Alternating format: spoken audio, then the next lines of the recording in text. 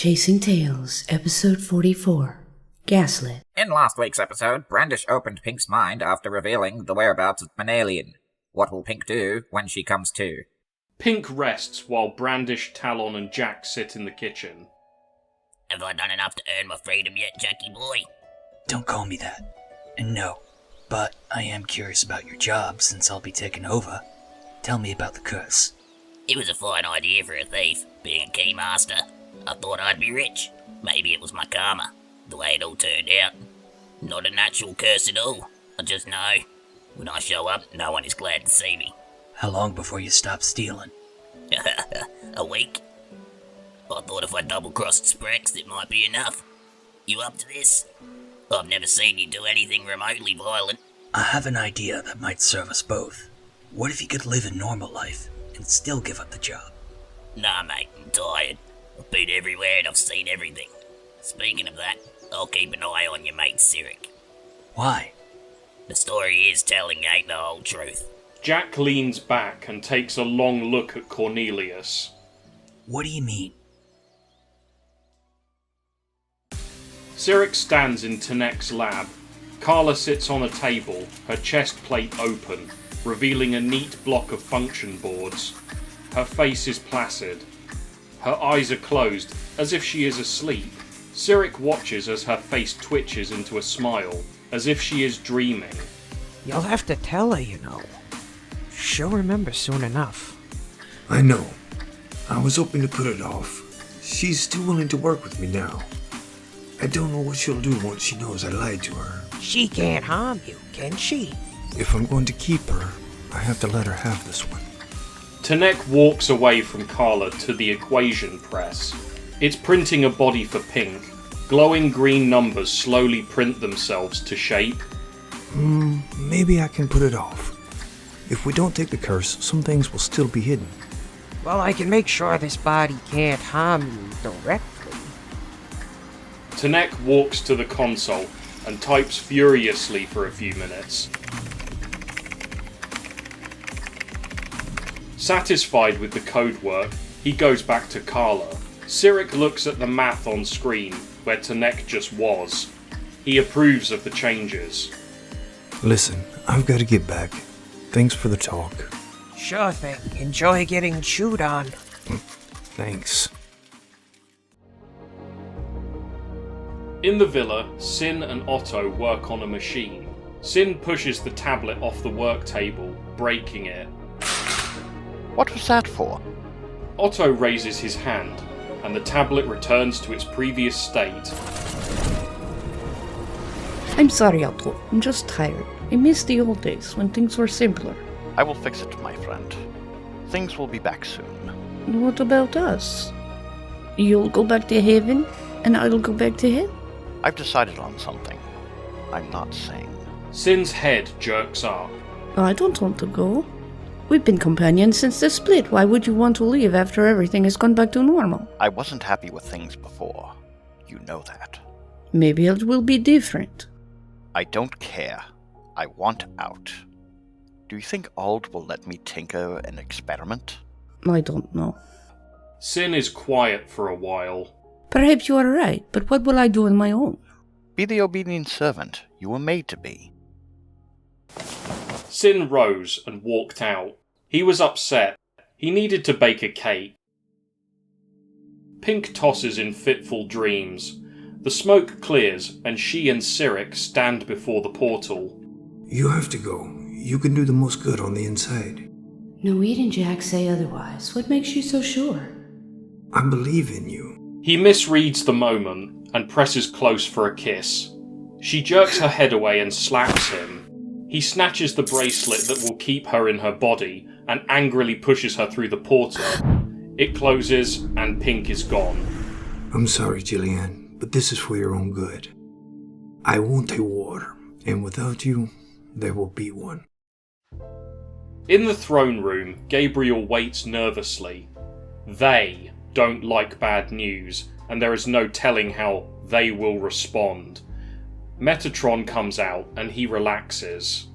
What is it, Gabe? Otto's been asking some interesting questions, and I feel like there's something going on. I haven't heard anything. I'm worried they're trying to free him. I would think you, of all people, would be glad to see Ald come back. Don't you miss the old ways? I don't know. Metatron freezes, and another voice comes out of her mouth.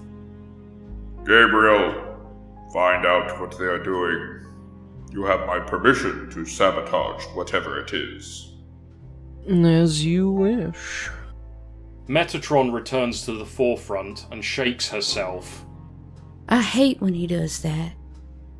Gabriel watches Metatron and shakes his head. He did miss the old ways, but he was in charge now, not Michael. He wanted it to stay that way. He nods to Metatron and hastily leaves.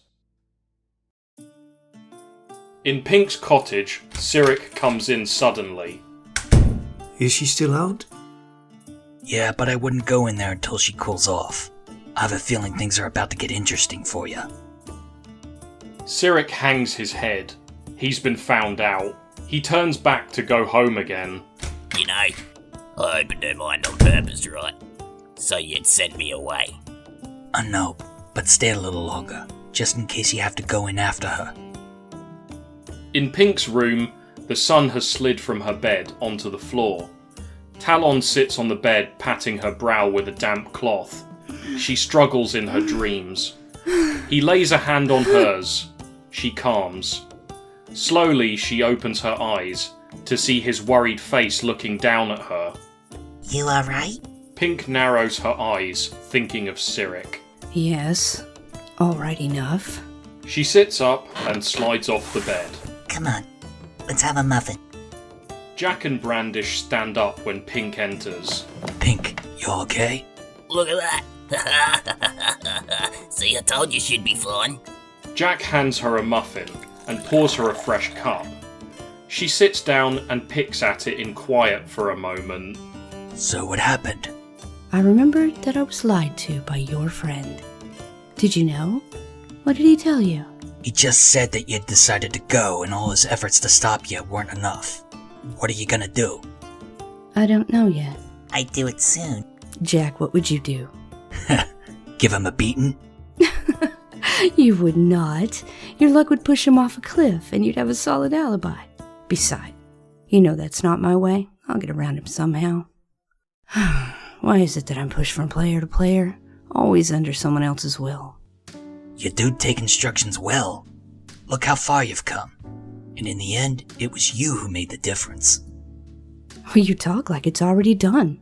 We aren't out of the woods yet. Once we've sorted this, it'll be time to take my destiny into my own hands. We can do anything you like. I've been sitting still for a while, and I can't wait to go explore like we used to, as kids. Pink smiles and rubs Jack's hand. See, she's awake and she's fine. Can I go now? I seem to have cleaned you out of booze. Brandish shakes the empty bottle. I'll call you when I'm ready. Be careful, Cornelius, and say nothing. Wink. Mum's the word. With that, he vanishes. What will Pink do when she sees Cyric? Will the team find a way around Gabriel, or will he throw a wrench in the plan? Stay tuned for the next exciting episode of Chasing Tales, episode 45, Fireflies at Dusk. Welcome back. We're glad to have you. Like, share, and subscribe so you don't miss an episode. And leave us a comment. Now I'd like to thank the Buttermakers. You are all amazing. Prony Maloney plays the announcer and Brandish. The Ginger Ranger narrates. Lamented Guide voices Jack and Talon. Mr. Blue Skies plays Danik and Gabriel. The Gingerbread Man voices Cyric. Creeper plays Otto. Demon Hobbit voices Sin. I play Pink and Metatron. Steve Dave is our voice from on high playing God. All the music and sound effects are sourced from YouTube, except for guns. Those come from Creeper. And for the new banger, Jarl Falstaff wrote for the episode. It's called Downshifted. This is an original production, written and produced by Pink Salmon. The Gingerbread Man is my Wonderwall, and also my story advisor. We hope you enjoyed the story so far, and if you'd like to support the project, you may donate to the link in the description. This is Pink Salmon signing off. See you on the clip side.